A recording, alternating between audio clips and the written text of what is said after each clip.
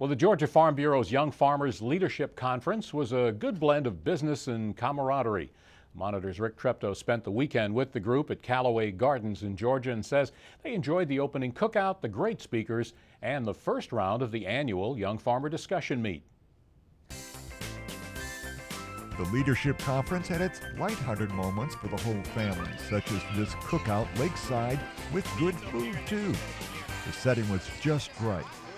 Really just fellowship and grow the Young Farmer program, because we feel like that's where the future of Georgia Farm Bureau is in young farmers. But the event was also full of substance. This was the organization's preliminary round of the state discussion meet.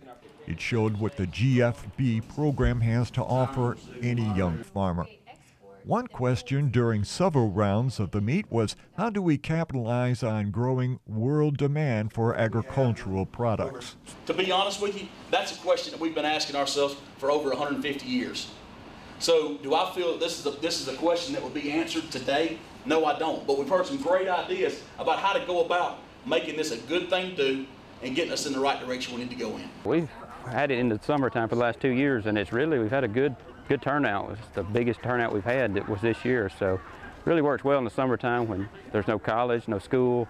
It really is working very well for us. Our minimum equity, acceptable equity, is 40%, except for the young beginning small farmer. We can go down to 25%. Ag South's Ricky Grice, in an Ag Finances breakout session, said their company is in the long haul to help young farmers. There's a big push from FCA, Farm Credit Administration, FSA, Farm Service Agency.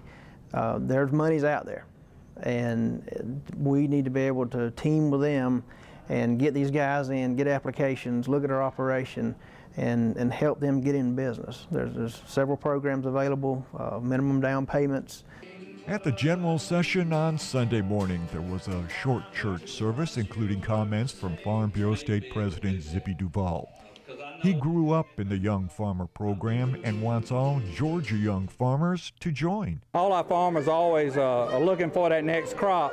This is our next crop of leaders here, and what happens in Washington and Atlanta is going to affect them even more than what it does the people like myself that's been in it for such a long time, because they're just trying to get their roots set in agriculture, and we need to be there to assist them each and every way.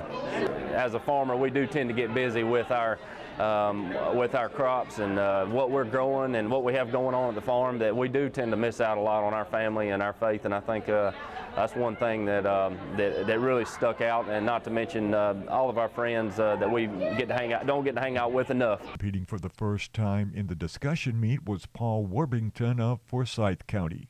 I learned way more than I ever thought expected. I wish I could have been a little more prepared. If I had seen it before, I felt like I could have done better, but next year I hope to do a little better. I'd say the biggest thing that makes me proud to be a Farm Bureau member is the fact that they put God first in things. It's very family oriented, great group of people. I've really enjoyed myself this weekend.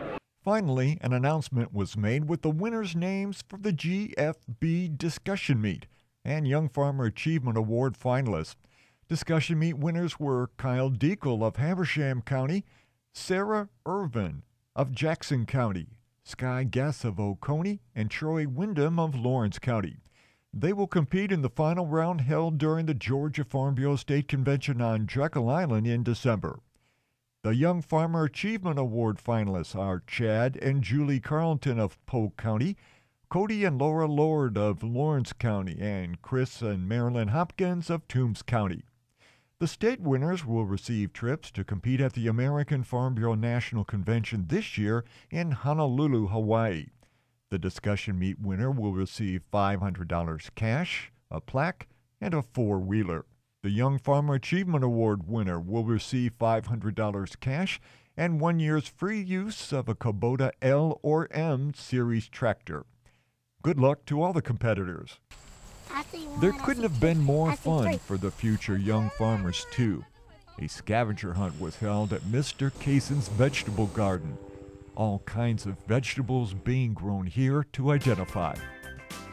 Then they got a behind-the-scene look at the Cecil B. Day Butterfly Center.